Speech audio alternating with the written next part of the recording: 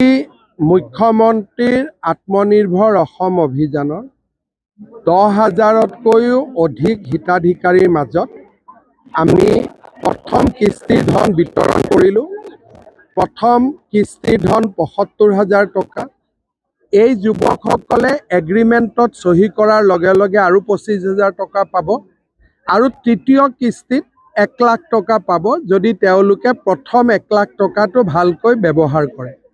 তিনিচুকীয়া, শিৱসাগৰ, চৰাইদেউ আৰু ডিব্ৰুগড় জিলাৰ আজি প্ৰতিটো সমষ্টিত প্ৰায় এভাৰেজ 600ৰ পৰা 700 কৰি 10,330 গৰাকী যুৱক যুৱতী আজি উপকৃত হৈছে।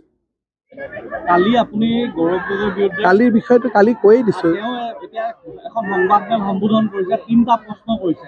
প্ৰথম প্ৰশ্নটো হ'ল মুখ্যমন্ত্ৰীয়ে স্পষ্ট কৰিব লাগে তেওঁৰ ভাগিনীয়েক বিদেশী নে ভাৰতীয়। মোৰ ভাগিনীয়েকৰ দায়িত্ব মই ল'ম নেকি? আৰু দ্বিতীয় এটা কথা মোক কওক, ভাগিনীয়েক ভতিজাকৰ দায়িত্ব মই ল'ম নেকি? আৰু তেওঁ দ্বিতীয় প্ৰশ্ন কৰিছে, কালি তেওঁ 5 বছৰীয়া আৰু 9 বছৰীয়া যি সন্তানৰ ফটো দেখালে জুভেনাইল জাষ্টিছ এক্টৰ অধীনত তেওঁলোকে গোচৰ তৰিব। এইটো মই যদি কিবা অসত্য কথা কৈছোঁ, মই উল্টাই জুভেনাইল জাষ্টিছ কেছ কৰিম যে ল'ৰা ছোৱালী দুজন ডাঙৰ নোহোৱাকৈ তেওঁলোকৰ ধৰ্ম বাপেক মাকে কেনেকৈ পৰিৱৰ্তন কৰালে। গৌৰৱ গগৈৰ ওপৰত মই জুভেনাইল জাষ্টিছ কোৰ্টত কেছ দিম যে বাপেক মাকৰ অধিকাৰ আছে নাই ল'ৰা ছোৱালীৰ নাগৰিকত্ব সলনি কৰা, বাপেক মাকৰ অধিকাৰ আছে নাই ধৰ্ম পৰিৱৰ্তন কৰা। এজন প্ৰাপ্তবয়স্ক ল'ৰাৰ ধৰ্ম পৰিৱৰ্তন হ'ব পাৰে, এজন প্ৰাপ্তবয়স্ক ল'ৰাৰ চিটিজেনশ্বিপ পৰিৱৰ্তন হ'ব পাৰে, কিন্তু বাপেক মাকে এজন ল'ৰা ছোৱালী ধৰ্ম পৰিৱৰ্তন কৰিব পাৰে নেকি? বাপেক মাকে এজন ল'ৰা ছোৱালীৰ নাগৰিকত্ব সলনি কৰিব পাৰে নেকি? যদি গৌৰৱ গগৈ জুভেনাইল জাষ্টিছ কোৰ্টত যায় মই আদৰণি জনাম, কাৰণ ডিবেটটো ডাঙৰ হ'ব। এইটোৰ ওপৰত এটা সিদ্ধান্ত হ'ব যে বাপেক মাকে এজন ল'ৰাক হিন্দুৰ পৰা খ্ৰীষ্টিয়ান কৰিব পাৰে নেকি? ল'ৰা ছোৱালীজনটো সৰু, বুজিয়ে নাপায়। বাপেক মাকে এজন ল'ৰাৰ ৰাষ্ট্ৰীয়তা সলনি কৰিব পাৰে নেকি? মোক আপুনি উত্তৰ দিয়কচোন। মই জন্মতে মই ভাৰতীয়, দেউতাই মোৰ পাছপৰ্টখন মোক নোসোধাকৈ সলনি কৰি দিলে। তেওঁ কেতিয়া কনচেণ্ট দিব? যেতিয়া তেওঁ 18 বছৰ হ'ব। গৌৰৱ গগৈ 18 বছৰ বয়সলৈকে ৰখিব লাগিছিল নে নালাগিছিল?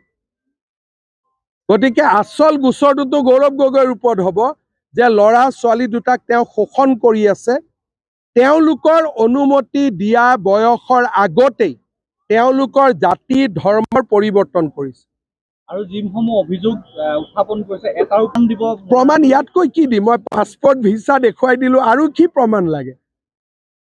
য'ত মই তেওঁ ক'লে নেকি মই পাকিস্তানত যোৱা নাই বুলি? তেওঁ ক'লে নেকি যে মোৰ ভিছাৰ কণ্ডিশ্যন পাকিস্তানত কোনোবাই সলনি কৰি দিলে? তেওঁ ক'লে নেকি মোৰ পত্নীয়ে দৰমহা পাকিস্তানত লোৱা নাছিলে বুলি?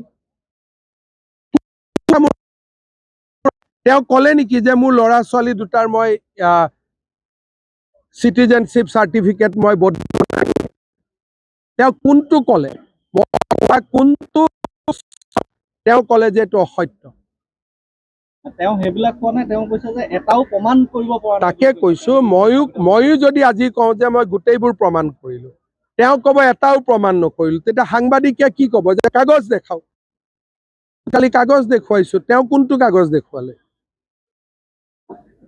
আৰু গৌৰৱ গগৈৰ ওপৰত এইটো ডাঙৰ কেছ হ'ব যে ল'ৰা ছোৱালীক নোসোধাকৈ 18 বছৰ নোহোৱাকৈ পাছপৰ্ট সলনি কৰা আৰু ধৰ্ম পৰিৱৰ্তন কৰা, এইটো কিমান ডাঙৰ কেছ হ'ব তেওঁ নিজেও বুজি পোৱা নাই। সংবিধানে বাপেক মাকক অধিকাৰ দিয়া নাই ৰাষ্ট্ৰীয়তা সলনি কৰা। সংবিধানে আৰু আমাৰ দেশৰ কানুনে দেউতাক মাকক অধিকাৰ দিয়া নাই ল'ৰা ছোৱালীৰ ধৰ্ম পৰিৱৰ্তন কৰা। আপোনালোকে সংবিধান পঢ়িব, মই ষ্টাডি কৰি লৈছোঁ, এই কথাটো তেওঁ ক'ব বুলি মই জানোৱেই। সেইকাৰণে যোৱা কালি এইটো মোৰ ষ্টাডি হৈ গৈছে। যেতিয়ালৈকে এজন ল'ৰা ছোৱালী ডাঙৰ নহয়, এডাল্ট নহয়, তেওঁৰ কাম কোনেও দেউতাক মাকে ইমান ডাঙৰ সিদ্ধান্ত লোৱাৰ অধিকাৰে নাই।